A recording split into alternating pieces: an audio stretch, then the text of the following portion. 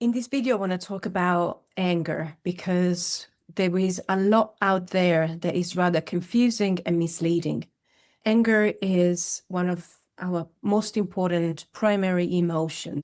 Anger is not a negative emotion. Anger is an essential emotion that helps us understand when a boundary is crossed, a need is not met, and we need to protect something that has been hurt, violated within us.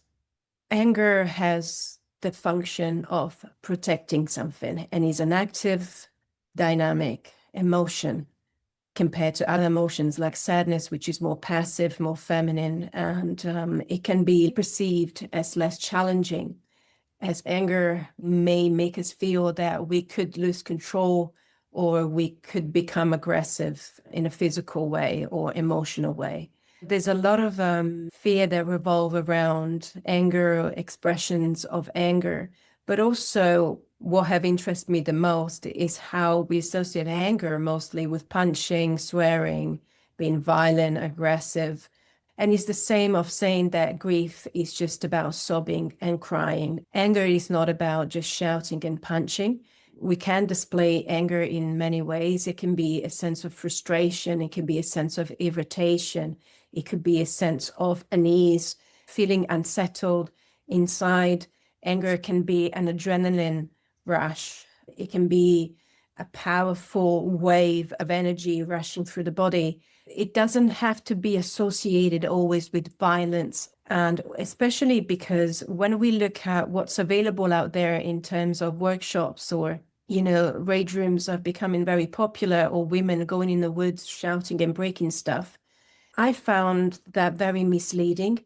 And I think people don't really know what they're setting up themselves for. It's almost like saying, oh, let's cure anger with anger. Let's cure alcoholism with alcohol. And I found this extremely interesting because how can we recover from being angry by displaying more aggressivity and anger, thinking that we are going to release what's within us with more of that? There has been neuroscience studies showing that every time we reinforce anger with more anger, we are reinforcing specific pathways within the brain. And I'm not denying the benefits of relief or having a space where you can let go and allow specific expressions to surface. But I want you to think about what these expressions are going to be like and what these expressions are going to be reinforcing within you. Another big belief that we have in society is fuel your motivation with pain, with rage, with the hurt you have within you. Use your trauma as your fuel. Use your pain as your fuel. Every time we draw into pain as motivation, we are tapping and taking from resources that overall are going to be reinforced. The more I draw from my pain, the more I nourish the pain within me. The more I use traumatic memories to motivate myself, which is going to feel powerful in the moment, but it's going to leave me empty and drained. So my invitation is switch to a different type of fuel. Don't tap into the challenging emotions or traumatic feelings, or don't use your pain as motivation. Use creativity, tap into your confidence, tap into the power and resilience within you. And it's the same for anger. I have been to a beautiful workshop this summer about transforming anger using creative tools, using movement, using the body. And we have collectively elevated a lower state of anger into a beautiful expression. Emotions are sacred. Every emotion is sacred. We have lower expressions of our emotions, and our job is to meet the emotions where they are, to elevate them.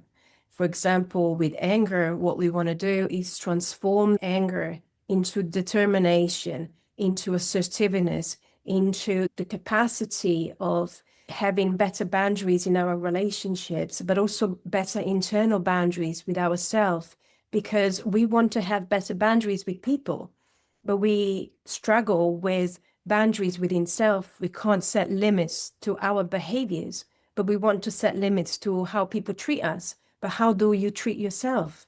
When you are unable to set a boundary, a limit, or change a behavior that is important for your health and other areas and fields of life. So this video is about reflecting on every time you think that swearing and shouting and reinforcing anger or releasing anger is going to solve the problem. Think about what is causing that anger to begin with. What is anger protecting? What's underneath it?